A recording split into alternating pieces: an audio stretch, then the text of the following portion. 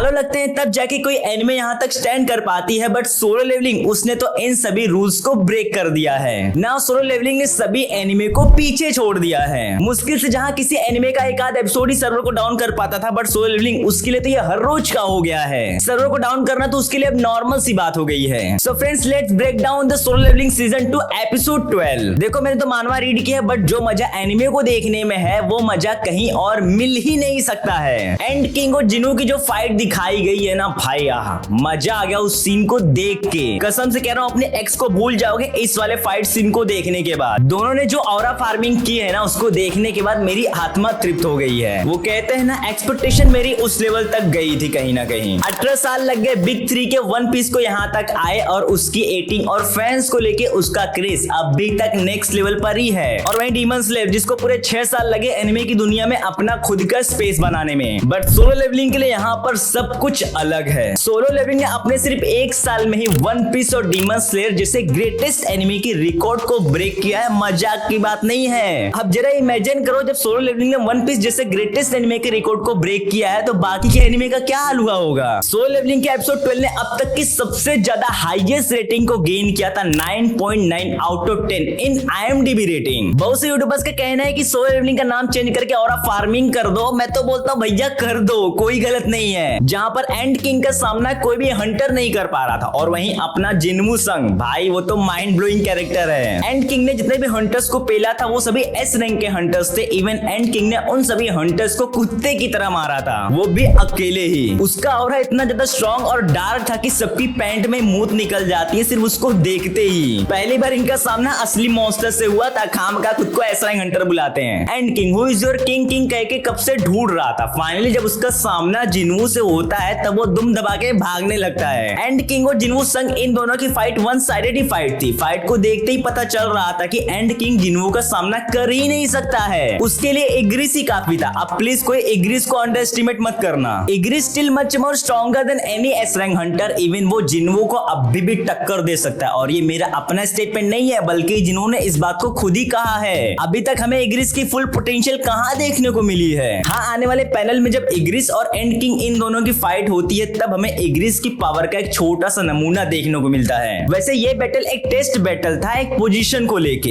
एक last episode बाकी है जिसमें जिनवू चाहे हिन को रिकवर करेगा। इन सब के अलावा एंड किंग जिनवू का अब तक का सबसे लॉयल शैडो सोल्जर आर्मी बनता है, और इस बात को मैंने अपने कई वीडियो में कहा है। जिनवू कितना स्ट्रॉन्ग था, अब इस बात का अंदाजा कुछ हंटर्स ने लगा दिया था, बट इस लाइव टेलीकास्ट ने तो जिनवू की सारी पोल को ही खोल के रख दिया है। देखो, जहां तक मेरा अपना पर्सनल ओपिनियन है, एपिसोड 12 बेहतर था, बट इसको थोड़ा और बेहतर बनाया जा सकता था एंड किंग को थोड़ा और पावरफुल दिखा के। एक्चुअली अगर मैं दिल से कहूं तो मैं इस बैटल को थोड़ा सा लंबा और इंटेंस देखना चाहता था। देखो, मैं अपने प्रोस्पेक्टिव से कह रहा हूं, क्योंकि एपिसोड 12 बेहतर था, बट इसको और भी बेहतर बनाया जा सकता था। I like that, but episode 12 और मजेदार हो सकता था, फाइट को और भी इंटेंस दिखा के। बाद में तुम्हारा क्या पॉइंट ऑफ व्यू है मुझे कमेंट करके जरूर बताना। वैसे क्या तुम सोलो लेवलिंग के सीजन 2 के आगे के पैनल्स को देखना चाहते हो तो मुझे कमेंट करके बताना, देन मैं मानवा के ऊपर वीडियो जरूर लाऊंगा। सो गाइस, अब मिलते हैं अपने नेक्स्ट वीडियो में। तब तक के लिए टेक केयर, लव यू, सी या एंड सायोनारा।